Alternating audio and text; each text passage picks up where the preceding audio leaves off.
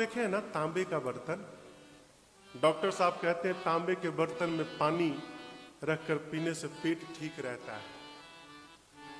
तांबे के बर्तन को जितना रगड़ते जाइए उतनी उसमें चमक बढ़ती जाती है। उसी प्रकार ये मन भी एक तांबा का बर्तन है। इसको भगवान की कथा से जितनी बार रगड़ते जाइएगा ना उतनी इस मन रूपी बर्तन में चमक दिन रात बढ़ती जाएगी। इसलिए कथा बार बार सुननी है। जितनी बार हम और आप कथा सुनेंगे, कथा भगवान में विश्वास को दृढ़ता प्रदान कराती है।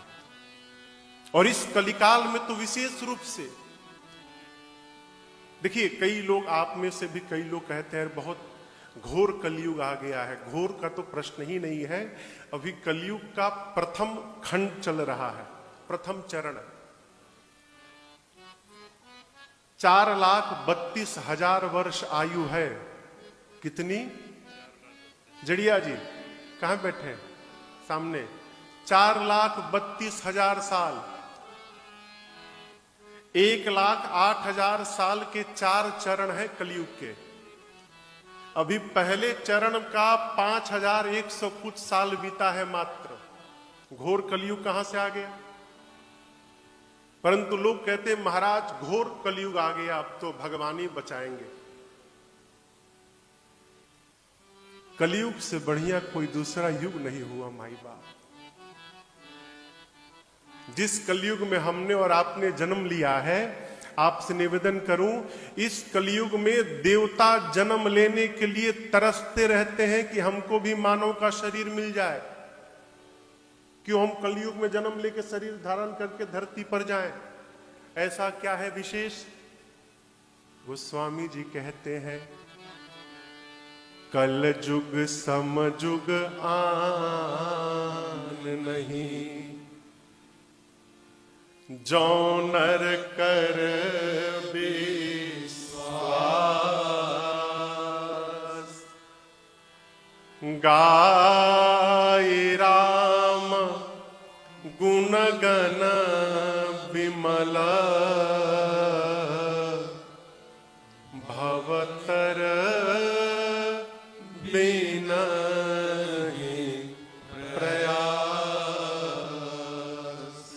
पूज्यपाद गोस्वामी तुलसीदास जी कहते हैं इस कलयुग जैसा दूसरा कोई युग नहीं है। क्यों? इस कलिकाल में केवल और केवल गाय राम गुण गण विमल,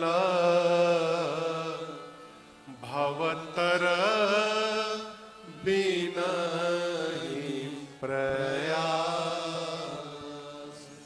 केवल भगवान के नाम का गुणगान करके जीव इस कलयुग में भवसागर को पार कर सकता है। ये कथा उसी भवसागर को पार करने की यात्रा का प्रारंभ है। इसलिए हम तो आपसे मिले मिलाए हैं।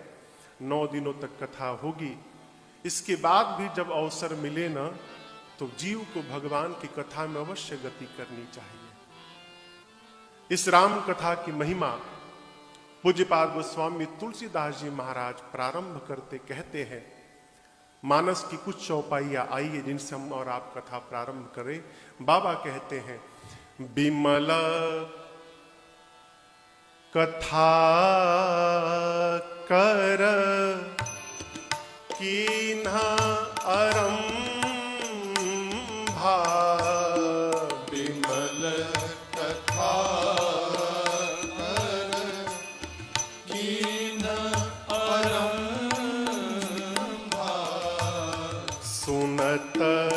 साही काम मद दंभा, सुनत न साही काम मद दंभा, रामचरित मानस एहि नाम, रामचरित मानस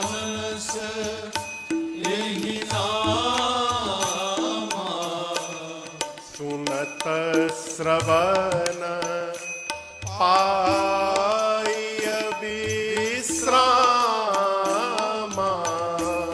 सुनत श्रवण पाय विश्राम,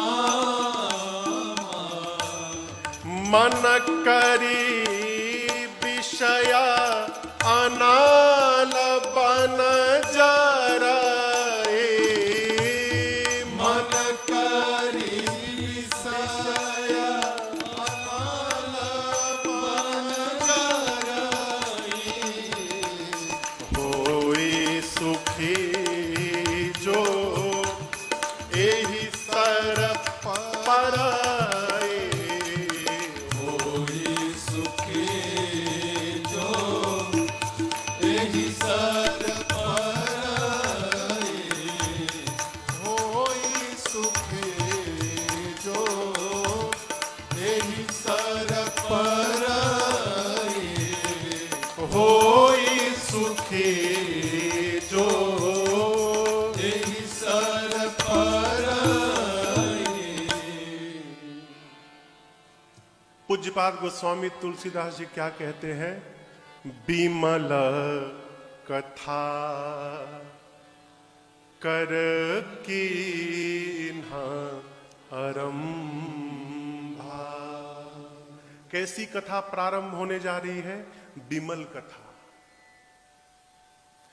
बिमल शब्द तो सुने होंगे ना, अर्थ मालूम है? हाँ, विमल शब्द का अर्थ मालूम है? नहीं मालूम? आप में से किसी को नहीं मालूम?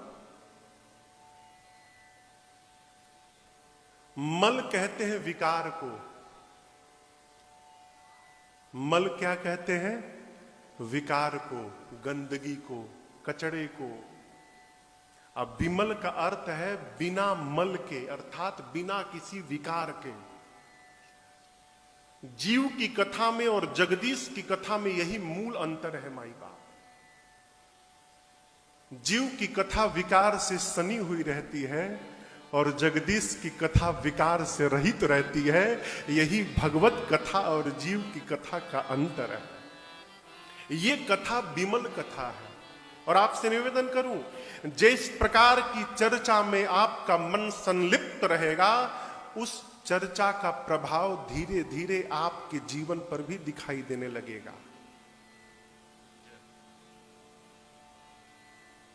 क्षमा करिएगा,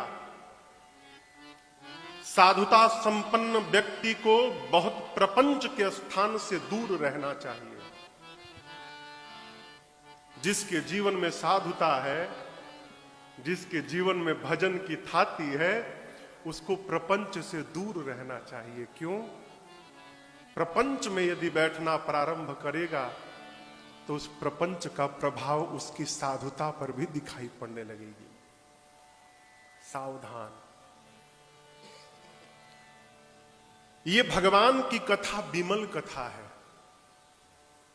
इस कथा को गाने से, इस कथा को सुनने से होगा क्या माई बाप?